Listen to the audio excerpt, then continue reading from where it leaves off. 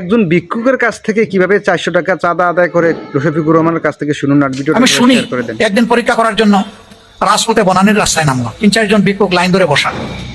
সালাম দিলাম, জবাব তারা দিল না। আসলে এইভাবে জবাব দেওয়ার কথা না, সমাজে এর প্রচলন নেই। আমি কোনো কিছু মনে করিনি। এরপরে দরদ দিয়ে জিজ্ঞেস করলাম যে ভাই কতদিন ধরে এখানে ভিক্ষা করো? একজনকে বললো স্যার 7-8 বছর হয়ে গেছে। তাহলে তো মেলার সময় তুমি ভিক্ষা করেছো, এখনো তোমার ভিক্ষা করতে হয়? করা লাগে।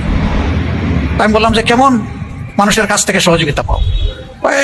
খারাপ না, সারাদিনে 2000-2500 এরকম হয়েছে। মাশাল্লাহ, তাইলে তো কম না। স্যার থাকে না। থাকে না কেন? যে প্রথমেই 400 টাকা দিয়ে এখানে বসতে হয়। আমি জিজ্ঞাসা করলাম কারে দিতে হয়? আপনি বুঝে নেন। মানে সে আমার দিকে ইশারা করলো আর যে আপনি বুঝে নেন।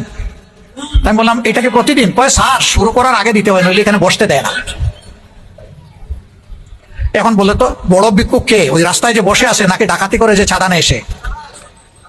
রাজার হস্ত করে সমস্ত কাঙ্গালের জন ছুরি, সেই কথার যেন বাস্তব প্রতিধ্বনি যারা এরকম করে। এখন যারা ভিক্ষুকের হাত থেকেও টাকা নিতে লজ্জা হয় না, তারা কত বেপরোয়া বেশরমা চিন্তা করে নেবার। সেই চাঁদাবাজ, দখলদার, দুর্নীতিবাজ, মামলাবাজ, এই লোকগুলার কারণে আমাদের সমাজে নিরীহ মানুষের শান্তি নাই, একেবারেই নাই। জীবনের নিরাপত্তা নাই, ইজ্জতের নিরাপত্তা নাই, তার সম্পদের নিরাপত্তা নাই।